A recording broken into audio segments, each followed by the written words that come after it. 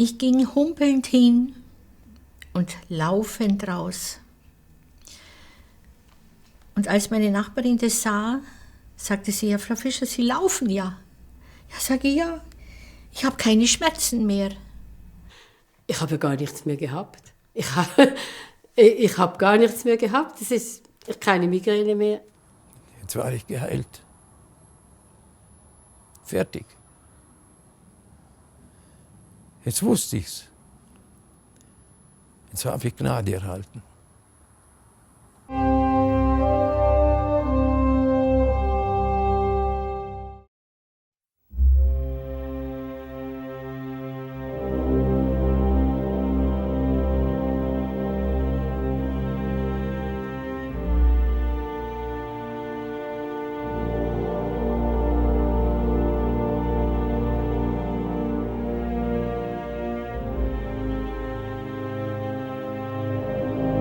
Ich war zu Besuch bei meiner Freundin und die kriegte einen Anruf.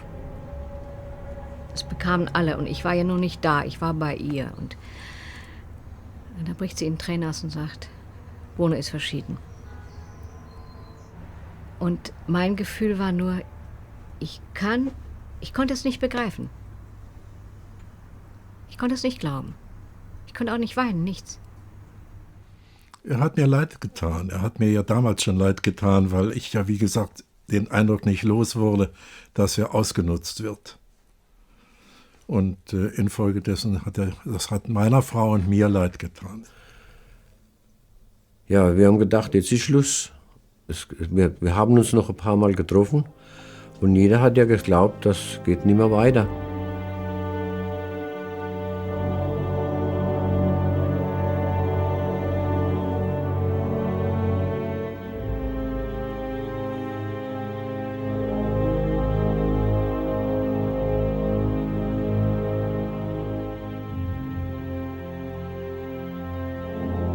Frau Gröning sagte uns, als sie von Paris zurückkam, dass Herr Gröning gestorben war. Und wir waren alle sehr erschüttert und erstaunt, weil wir hatten ihn ja kurz vorher noch gesehen.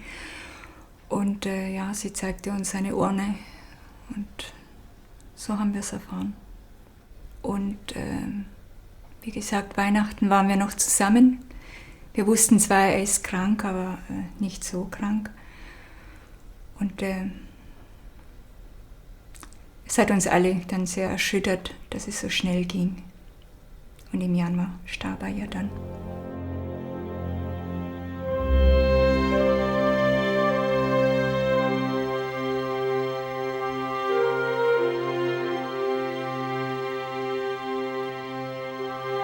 Er sah das nur als einen Übergang. Er sagte immer, ich bin nicht weg, wenn ich mal nicht mehr körperlich auf dieser Erde bin. Ich bin immer noch da. Das war seine Überzeugung.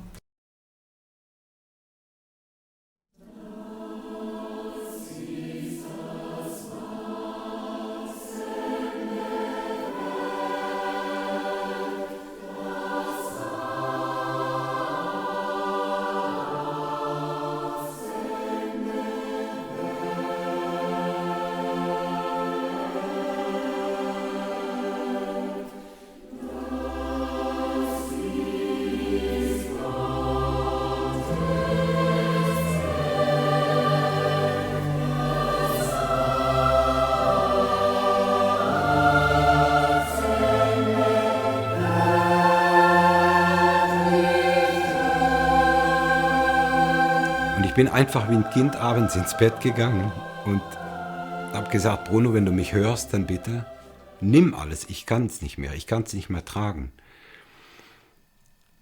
Und in dem Moment, wo ich das abgab,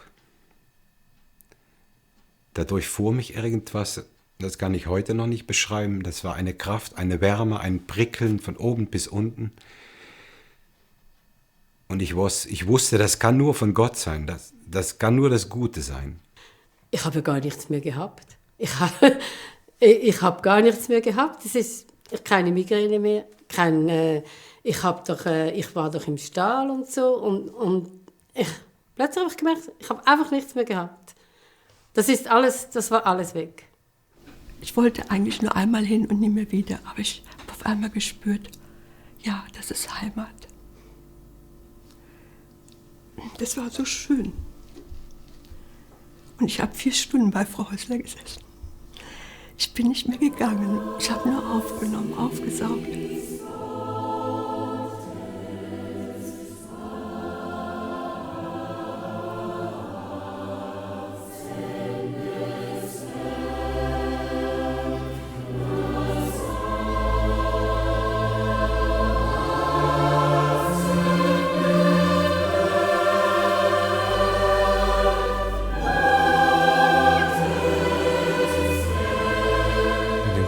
Tagen, da hatte ich an jenem Tag keine Schmerzen. Und das war so schön. Ich dachte mir, das wäre ein Leben. Manchmal wollte ich mir das Leben nehmen, weil es mir zu viel war. Und ich habe gelernt, andere zu verstehen, die nicht mehr können und sich das Leben nehmen. Und das ist so schön jetzt ohne Schmerzen. Und am anderen Tag dachte ich mir, zur Sicherheit nehme ich noch die halbe Menge, weil die wirken erst in 3 Stunden. Sollte ich Schmerzen bekommen, dann wären sie dann nicht so schlimm. Ich hatte wieder keine Schmerzen. Dann habe ich mir gedacht, am 3. Tag, jetzt nehme ich keine. Jetzt sind es 3 Tage. Wenn ich heute keine bekomme, und wieder hatte ich keine, stell dir das vor, jetzt war ich geheilt. Fertig. Jetzt wusste ich's. Jetzt habe ich Gnade erhalten. Ich habe viel auch in den Häusern im Palas und im Sovretta, den 5-Stern-Häusern, wo wirklich, man sagt jetzt, St. Moritz ist top of the world, sind also die Menschen, Filmer und also Schauspieler und alles, wer da in die Ferien kommt. Und ich habe gute Gäste gehabt damals, aber das war es nicht, was mich erfüllte, was mich glücklich machte. Das war es einfach nicht. Darum fiel es mir wirklich leicht, diese Praxis aufzugeben und bin dann hierher ins Prättigau gezogen mit meiner Tochter. Und seit dieser Zeit helfe ich wirklich gerne in diesem Werk mit, weil ich einfach spüre und erlebe, wie die Menschen gesund werden.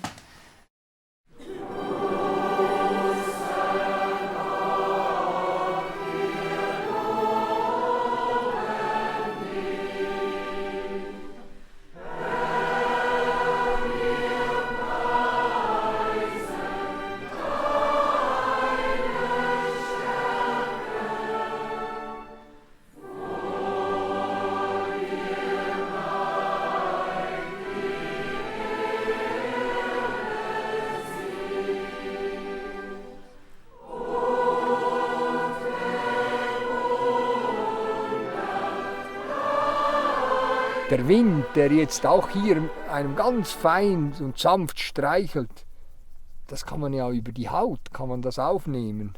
So ein kühler Wind, der einem streichelt und berührt. Und ich habe oft auch erlebt, dass ich in der Natur bin und dann auch die Gedanken und alles nach oben orientiert und in der Kraft, dass ich plötzlich merke, da kommt so ein ganz sanfter und liebevoller, streichelnder Wind und streichelt und berührt mich da ganz sanft und ich spüre, dass der kommt auf, der Wind, der kommt plötzlich auf. Jetzt auch, jetzt kommt plötzlich so ein Wind. Und dann das Herz öffnen und dann merken, das ist ja er, der mich hier berührt und mich streichelt. Und dann kann ich das aufnehmen und der Körper reagiert positiv darauf. Das ist ein Erlebnis. Und wenn wir da jetzt zum Beispiel so zurückschauen, hier, diese Halme, die sich da, das sind alles ganz kleine Fühler, wie hier an meinem Arm die Härchen. Das sind die Härchen der Mutter Erde. Und die genießen da den Wind, wiegen sich im Wind. So ganz feine Fühler sind das. Und die machen genau das Gleiche wie unser Körper. Die nehmen jetzt das letzte Abendlicht und diese Windeinheiten in sich auf und das geht dann in die Erde rein. Das ist immer alles gleich. Der Körper ist genauso wie die Erde. Jetzt kommt so ein schöner Windstoß, nicht? kühlt uns leicht ab. Genau hier reagiert das auch drauf. Oder weiter hinten oben sieht man diese Erlen da oben, die Stauden und der Lerch. Die ahlen sich richtig im Wind. So, die genießen diesen lauwarmen Abendwind. Und der streicht da durch und automatisch noch das Licht, das reflektiert. Und wenn man da hinschaut, macht man das gerade mit. Das ist ein Körpergefühl. Das ist etwas, da kann man nur stehen und gucken und aufnehmen. Und das habe ich der Heilstrom hat mich sensibilisiert.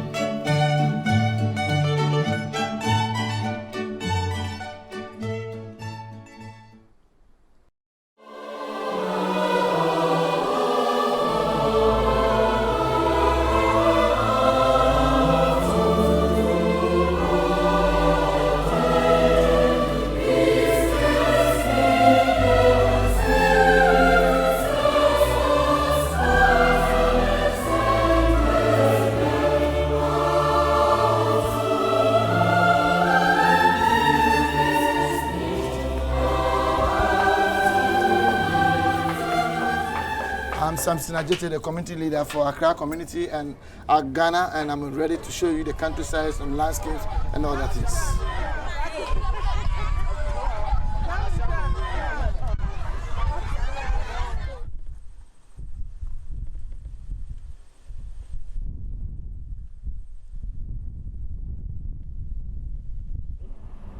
I am Amuzu Kwe, the country leader for Ghana. Ich heiße Amuzu Kwe und bin der Landesleiter in Ghana. Mon nom est Amuzu Kwe et je suis le guide national du Ghana. As the host of the West and Central Africa 206 conference, I would like to welcome you all to this conference. Je m'appelle Halawi Maurice. Mein Name ist Maurice Halawi. My name is Maurice Halawi. Je suis le guide national du Togo. Ich bin Landesleiter in Togo. I'm the country leader of Togo. J'ai en charge actuellement 14 communautés. Zurzeit haben wir dort 14 Gemeinschaften. My name is Ganyonga III and I am the country leader for Cameroon. Mein Name ist Ganyonga III und ich bin der Landesleiter in Kamerun. Mon nom est Ganyonga III et je suis le leader national au Cameroun. I am the king of Balinyonga in Cameroon. Ich bin der König von Balinyonga in Kamerun. Je suis le roi de Banya.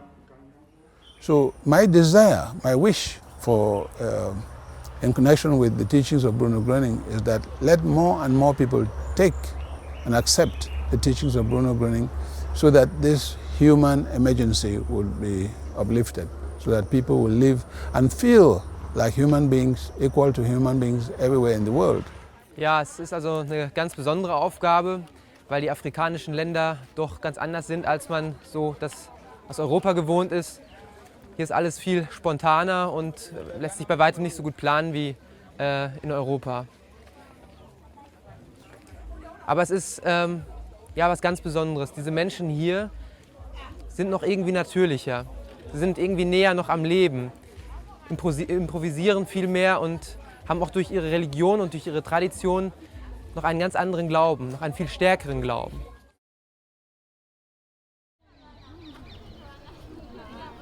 Es begann alles damit, dass ein Inder, der in Deutschland lebt, ein Herr Agrawal, die Frau Häusler angesprochen hat und gefragt hat, ob nicht der Freundeskreis auch in Indien aktiv werden kann, um mit seinen Verwandten in Kontakt zu treten. Und ja, die Frau Häusler hatte zunächst Bedenken, weil ja hier in Indien so viele geistige Gruppen existieren und Meister und Heiler und alles Mögliche. Und so waren zunächst die Bedenken da, aber es kam dann doch zu diesem ersten Besuch und da war ich auch gleich dabei. Und uns hat das so berührt, hier in Indien das Leben zu sehen, die Armut der Menschen. Viele schlafen einfach auf den Straßenrändern, an den Straßenrändern im Dreck und dann Kinder, Bettelkinder. Und das hat uns so berührt und dass wir dann eben doch gesagt haben, der Bruno Gröning, der fehlt hier in Indien, um den Menschen wirklich zu helfen. Wir sind in Deutschland zu Hause und das ist weit, weit entfernt von euch. And our home is in Germany and that is far away from you. અમારું જે જર્મની છે અહીંથી હજારો યોજનો દૂર છે એટલે દૂરથી. Aber wir haben viele, viele Kindergemeinschaften. But we have also a lot of children's communities in Germany. અમારે ત્યાં પણ તમારી જેમ અસંખ્ય ચિલ્ડ્રન કોમ્યુનિટી છે, આવા ગ્રુપ છે.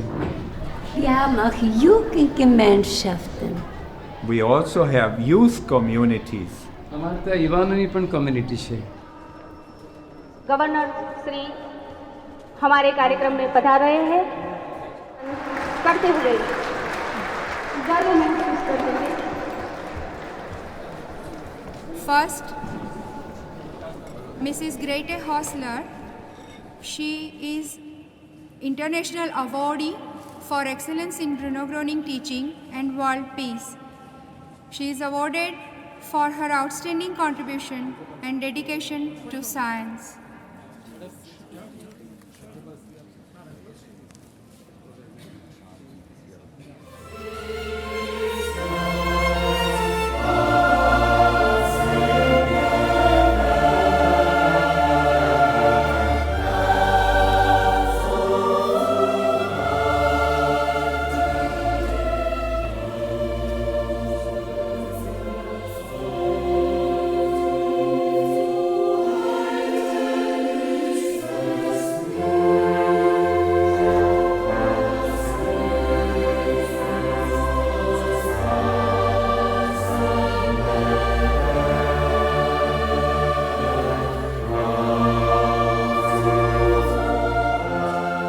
Ich kann sagen, dass ich im Tun als Arzt einfach ruhiger geworden bin.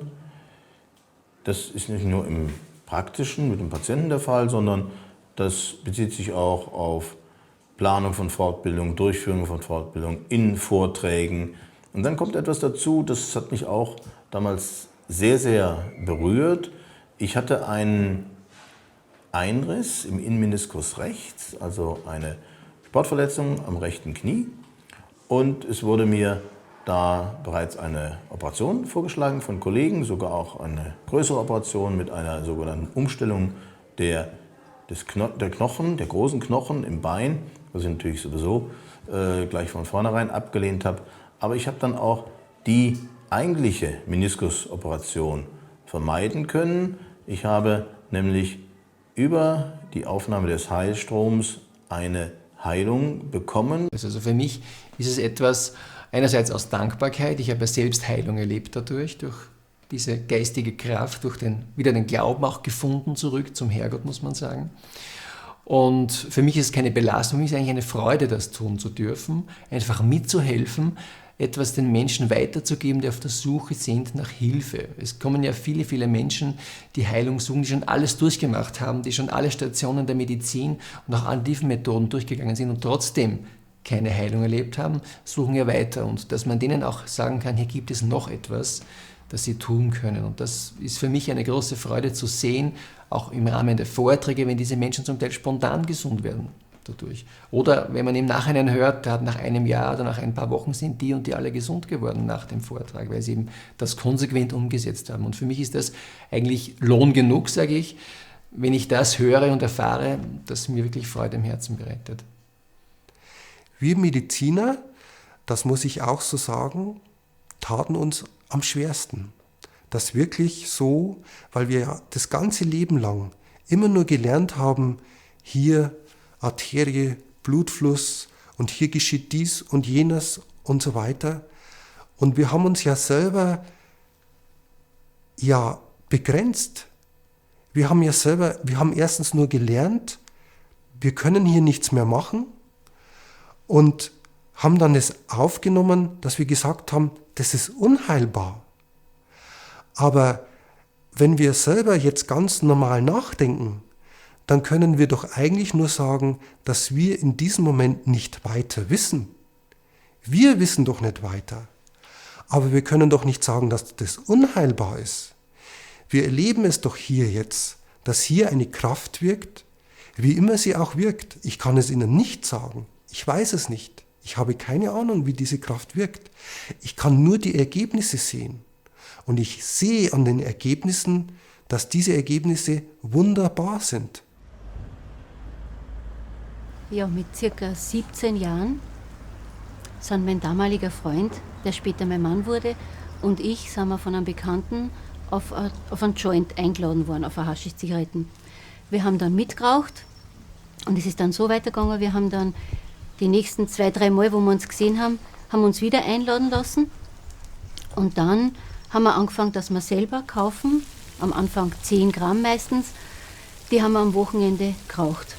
Und man trifft dann einfach immer mehr Menschen, die auch Drogen nehmen und lernt dann einfach alles Mögliche kennen. Ich habe dann angefangen mit LSD-Trips, mit Speed, mit Kokain, Tabletten in Verbindung mit Alkohol, bis zum Heroin. Also wenn ich jetzt so denke, mir fällt keine Droge ein, egal ob Ecstasy, ganz egal, die ich nicht genommen hätte.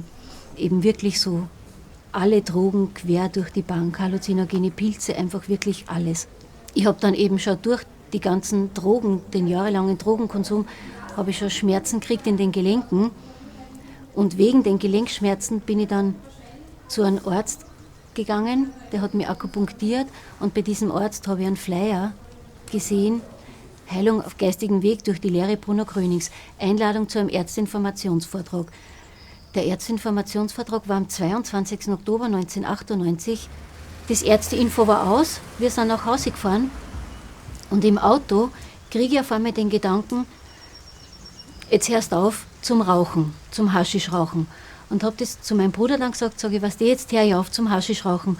Und er nur ganz kurz, ja, Andrea, kenne ich schon so auf die Art. Ist klar, er hat mir ja 18 Jahre nur gekannt, eben, dass ich ohne Drogen nicht sein kann. Es war dann so, ab dem 22. Oktober 98, ab diesem Abend bis heute, habe ich keine harten Drogen mehr genommen. Kein Heroin, kein Kokain, keine Tabletten, gar nichts. Heute geht es mir richtig gut. Ich fühle mich einfach frei, kann mein Leben wieder genießen, kann so wie heute einfach in der Stadt sitzen und was trinken und brauche nicht denken, wo kriege ich die nächsten Drogen her. Ja, ich fühle mich einfach wie ein gesunder junger Mensch. Ja, einfach lebensfroh, die Freude wieder, kann mein Leben wieder genießen. Ja. Und mit der Zeit habe ich dann gemerkt, dass die Beschäftigung mit diesen Erfolgsberichten eigentlich was war, was mir einfach gut tat. Es hat mich irgendwie beruhigt, wenn ich unruhig war. Es hat mir einfach gut getan. Und je mehr es mir gut getan hat, desto lieber habe ich es gemacht. Und mit der Zeit ist dann dieses intellektuelle Interesse an dem, was spielt sich da ab, mehr oder weniger vergangen. Und inzwischen ist mir vollkommen klar, das ist unter anderem meine Aufgabe. Die Aufgabe der Ärzte zu kommentieren. Und es ist eine regelmäßig eine schöne Belohnung. Nicht nur zu sehen, wie Heilungen oder dass Heilungen passieren, sondern auch, welche unglaublichen Heilungen passieren. Ich hatte dauernd Schmerzen in den Knochen, in den Gliedern, in Händen, in allen Knöcheln, in den Knien, im Rücken. Und in den Knien bin ich oft bei mir in der Arbeit einfach zusammengesackt. Einfach zusammengebrochen, weil es einfach nicht mehr ging. Der Schmerz war so krass. Wissen Sie, wenn was leicht ist, da achtet man ja gar nicht so drauf. Da ist man ja auch nicht so. Aber es war so schlimm manchmal, dass ich, wie gesagt, einfach zusammengebrochen bin an meinem Ladenbudel. Und es ging nicht mehr. Und ich bin dann zum Arzt gegangen, zu meinem Hausarzt, und das war 1993, und er schickte mich zur Knochendichte-Messung. Er sagte, oh, Frau Fischer, hoffentlich ist es nicht das, was ich vermute. Ich ging dann zur Knochendichte-Messung, und die Diagnose war Osteoporose im fortgeschrittenen Stadium. Osteoporose ist Knochenschwund. Puh.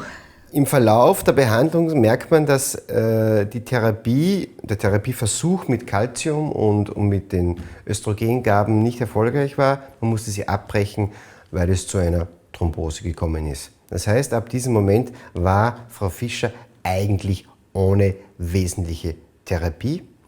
Und man hat weitere Untersuchungen durchgeführt, und da wurde festgestellt, dass also der durchschnittliche spongioser Mineralsalzgehalt in der Lendenwirbelsäule von Jahr 1994 64,2 und im September 98 sogar unter 50 auf 49,3 abgesunken ist. Das heißt also, die Osteoporose ist deutlich schlechter geworden, bestätigt durch die durchgeführten Knochendichte-Messungen. Und dann stand ich da mit dieser Diagnose. Ich wusste nicht, wie mein Leben weitergehen soll. Ich bekam Lebensangst, sag's wie es ist, und Depressionen, jeden Tag Angst, wie das weitergehen soll, wie ich das schaffen soll, mein Geschäft weiterzuführen. Ich hatte ja Lehrlinge, und ich dann sitzend im Geschäft, weil ich nicht mehr stehen konnte, das war schlimm. Ja, sagte er mir, ja, ich kann Ihnen nur noch den Rollwagen, den Gehwagen verschreiben, mehr gibt es nicht mehr für Sie. Das ist unheilbar. Aussichtslos auf eine Besserung, so stand ich dann da.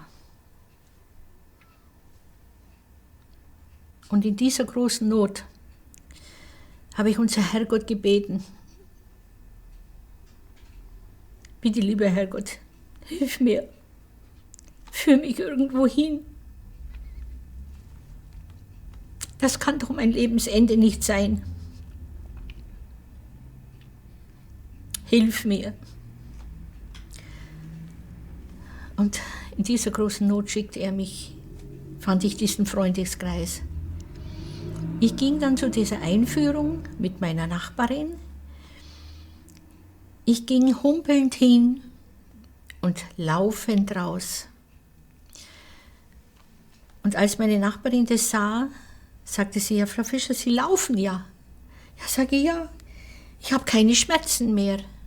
Und ab April 1999 konnte man dann plötzlich eine starke Zunahme der Knochendichte feststellen. Und zwar wurde beim selben Radiologen, bei dem die Voruntersuchung gemacht wurde, ein durchschnittlicher spongioser Mineralsalzgehalt von 80 gefunden. Man kann sagen, normal, altersentsprechend normal. Und so fühle ich mich auch. Vollkommen gesund und keine Schmerzen mehr, weder im Rücken, noch in den Knöcheln, noch in den Füßen, noch sonst noch was. Und vieles andere ist gut geworden in dieser Zeit. Allererst habe ich die Depressionen verloren, gleich nach ein paar Wochen die Depressionen verloren, die Lebensangst verloren. Also für mich ist das ganz, ganz was Großes. Ja. Und heute kann ich laufen, stehen, 5 Stunden, egal was ich mache, wandern, spazieren gehen, Pfützmoos wandern, berghoch, ohne Muskelkater, ohne alles. Wunderbar. Ja. Gehe mit meinem Enkel Fußball spielen. Ja, er freut sich und die Omi mit. Ja, es geht mir gut und es ist alles gut geworden. Und ich bin sehr, sehr dankbar. Auf diesem Weg habe ich meine Heilung bekommen und behalten und bin 10 Jahre älter geworden. Dass sich eine Osteoporose innerhalb dieses Zeitraumes ohne Therapie zurückbildet, ist aus ärztlicher Sicht absolut nicht zu erklären. Eventuell Stillstand, bestenfalls. Aber dass sie sich so deutlich, so dramatisch bessert, quasi wieder Normalzustand, ist nicht zu erklären. Kann man eigentlich nur erklären mit der Kraftaufnahme nach der Lehre. Bruno Grönings. Ja, das sind die himmlischen Geschenke, die der Schöpfer für uns bereithält. Ich habe gemeint früher, ich bin auch ein gläubiger Mensch und habe geglaubt. Bin zur Kirche gegangen und bin trotzdem erkrankt. Und dieser Bruno Gröning hat uns gesagt, trennt euch von dieser Krankheit, die gehört nicht zu euch. Vertraut darauf, ihr bekommt die Gesundheit wieder. Glaubt an Herrgott, dann werdet ihr sie erhalten. Übergebt sie mir, alles von dem ihr euch lösen wollt. Übergebt sie mir, ich drehe alles um. Und das habe ich noch nie gehört. Das hat uns, den Menschen, also Bruno Gröning, gesagt. Und es ist so, ich habe meine ganze Gesundheit wieder erhalten.